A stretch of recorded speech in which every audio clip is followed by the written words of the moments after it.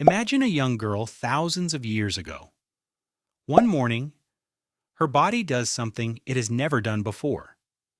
There is no book to explain it, no lesson at school, no quiet aisle in a shop, just her, and whatever the people around her have decided this moment means. For every woman who has ever lived, this was one of the most universal experiences of being human, and also one of the most hidden. It is a moment nearly every culture on Earth has had to make sense of in its own way. So, how did our ancestors actually handle it?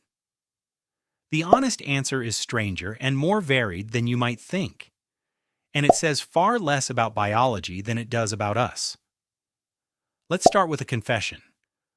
When it comes to the deep past, we know almost nothing for certain. And there's a simple reason why. Menstruation leaves no trace in the archaeological record. No bones, no tools, no fossils. It simply vanishes from history. So a great deal of what you may have heard about Stone Age women is not fact, it's guesswork.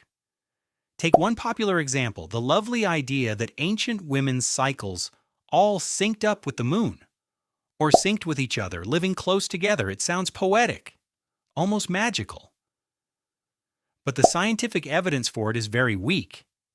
It's a story we like to tell. It is not something we actually know. So what can we carefully infer? Life in the past was hard, and food was often scarce, and women spent much of their adult lives either pregnant or nursing a child. Both of those things paused the cycle. So a woman in the ancient world may have had far fewer periods in her life than a woman today. The first one likely arrived at an older age too, which means it may have been a rarer event, and perhaps because of that, a more significant one. In a small band, it may have been something the whole group noticed, not a private event at all. It's only when humans learn to write that we finally get a glimpse. Ancient Egyptian medical texts mention menstruation. The Greeks and Romans discussed it, sometimes in strange and mistaken ways. The Roman naturalist Pliny wrote some truly bizarre things. He claimed menstrual blood could ruin crops in the field, that it could sour wine and dull the shine of metal. This wasn't science, it was fear, dressed up as knowledge.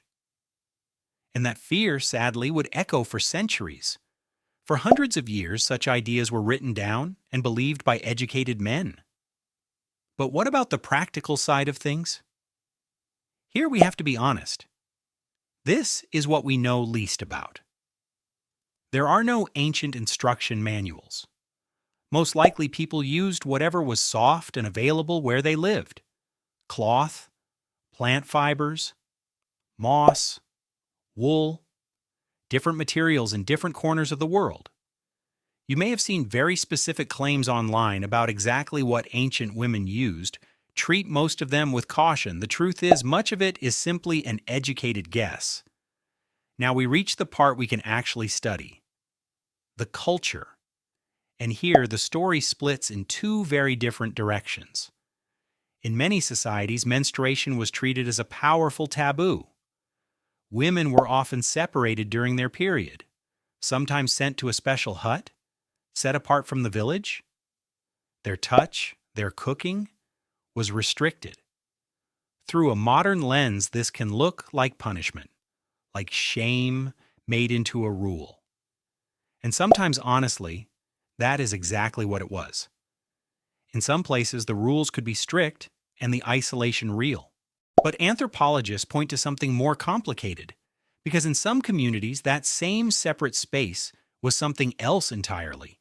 It was a space that belonged to women, a rest from daily labor, a place to be together, a quiet space where knowledge and stories passed between them. The very same custom could be a burden in one place and a refuge in another. It depended on who was telling the story and where. So we should be slow to judge it with only our own eyes. Because in many other cultures, this moment was not hidden at all. It was celebrated, loudly, and with pride. A first period was a coming of age, a threshold, the moment a girl was recognized by her whole community as stepping toward womanhood. The Apache people held a ceremony called the Sunrise Ceremony, a demanding, joyful ritual lasting several days, honoring the girl. A girl might be dressed in fine clothing, sung to, and blessed by her elders. Many cultures had their own version of this. A moment not of embarrassment, but of celebration. A girl welcomed rather than sent away. And this points to the heart of the whole story. The biology is identical. It is the same in every girl, in every century, on every continent. But the experience could not be more different. For one girl, it meant isolation and quiet shame. For another, it meant a festival held in her honor. Same body, same event. The only thing that changed was the meaning her people gave it. Whether it felt sacred or shameful, lonely or supported, that came not from her body. It came from the story told around it. Shame is not something the body produces. It is something a culture teaches. And that idea reaches all the way to you. Think about the awkwardness that still surrounds this topic today. The whispers, the hushed voices, the careful euphemisms, the instinct to hide it, to never say the word out loud. You were handed one of these stories too, long before you were old enough to question it. None of that is a rule written by biology. It's a cultural inheritance, a story we were handed.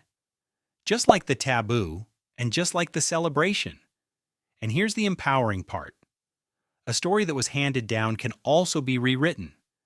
Teaching a girl that this is normal and nothing to hide is a cultural choice too. Exactly the kind of choice our ancestors were making all along. So come back one last time to that girl at the start.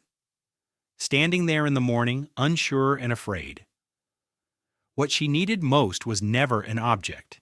It was never a special cloth or a hidden hut. It was an older woman kneeling beside her and saying 6 simple words.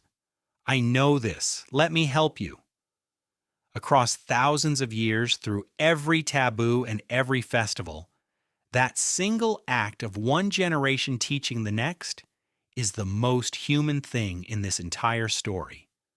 Not a thing to be given, but a truth to be shared. The body only ever did what it always does. It was the people who decided what it would mean.